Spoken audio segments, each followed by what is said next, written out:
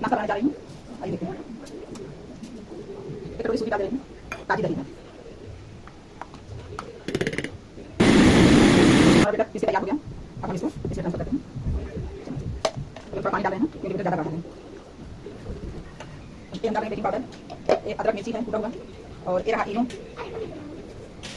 इसकी ऐसे फेंट लेते हैं।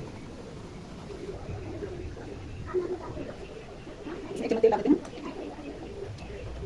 डाल देंगे साबुत धनिया, डाल देंगे लहसुन,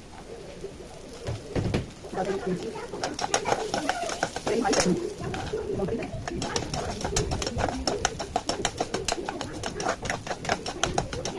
थोड़ा सा नारियल,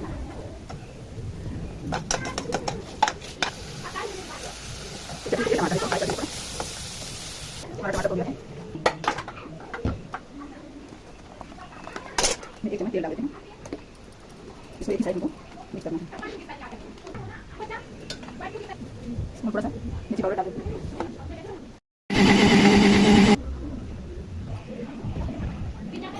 थोड़ा सा नींबू डाल देते हैं।